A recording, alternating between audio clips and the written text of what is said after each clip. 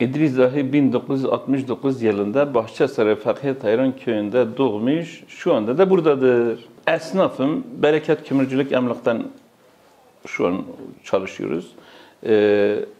Neden adayımlığını sorarsanız, Van'da bir alternatif olsun.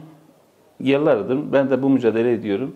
Yani bütün partiler vardır. İdris Zahi'de var olsun. Ben hiçbir partinin, hiçbir genel başkanın emrinden değil, halkımın emrinden meclise gitmek istiyorum. Halkıma hizmet getirmek istiyorum. Meclisin çilingiri olmak istiyorum kısacası. Peygamberimiz Aleyhisselatü Vesselam ne buyuruyor?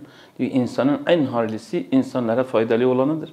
Biz de faydalı olmak istiyoruz. Malımızla, canımızla bu mücadele ediyoruz. Elhamdülillah herkes diyor iyi ki varsın. İdris Zahi de var olsun. İdris Zahi halkın adamıdır. İdris Zahi içimizden biridir. Elhamdülillah. Halk diyor ki biz Cumhurbaşkanı istediğimiz reise vereceğiz. Milletvekili bağımsız İdris'e vereceğiz. Halkımız güzel görüyor. Bu şekilde halkı ziyaret ediyoruz, ev ev geziyoruz, köy köy dolaşıyoruz, esnaf ziyaretini yapıyoruz, toplantı yapıyoruz belirli yerlerde.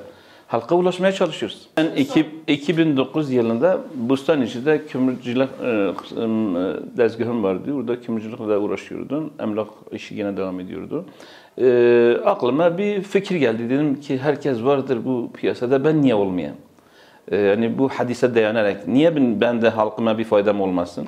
Ben orada kalktım Bustaniçi 2009'da belediye başkan adaylığına Saadet Partisi'ne başvurdum. Bize yer verdiler. Biz de sağ olsunlar.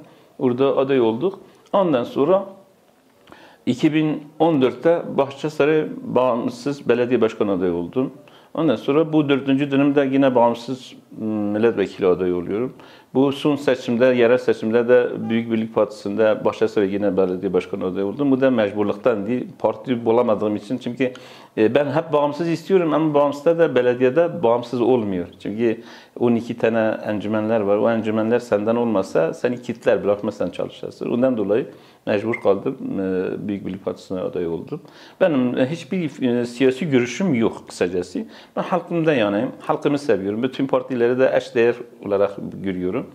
Onun için hep bağımsız. Ancak bağımsız bu halka bir faydası olur. Çünkü ben bugün AK Parti'de olursam, CHP'de olursam, HDP'de olursam, nerede olursa olsun ben genel başkanın emrinin altına girmiş olurum. Onun isteğiyle ben hareket ederim. Ama burada bağımsız olduğum zaman ben mecliste de olsa, nerede olursa olsun benim lafım geçerli olur.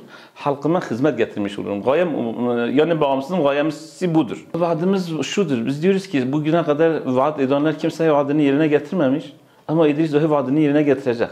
Bana önce oy versinler, oy imkanı sağlasınlar. Beni meclis kilidi yapsınlar. Meclis çilingiri yapsınlar. Ben de mecliste istediğimin işi, halkımın istediğin şeyi Van'a getirmiş olurum. Özellikle Van'da bu 20 senedir iktidar şu an hala da iktidardadır. Van'a hiçbir şey yapmamışlar.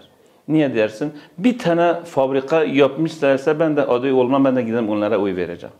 Bir tane fabrikayı bana göstersinler. İle her kış başında bir kümür veriyorlar. Kümürü vereceğine fabrika yap. Halk gitsin çalışsın. Halalinde çoluk çocuğuna para kazansın, kümürü de alsın. Yanlış mı burada?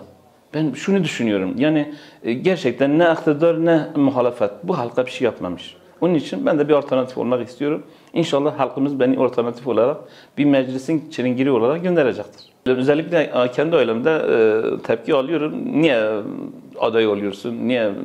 Sen zaten işin var, çalışıyorsun, rızkımızı kazanıyorsun, ne işin var siyasette diyorlar. Ama benim de bu kafamda bu yerleşmiş diyor ki ya meclise ya mazara.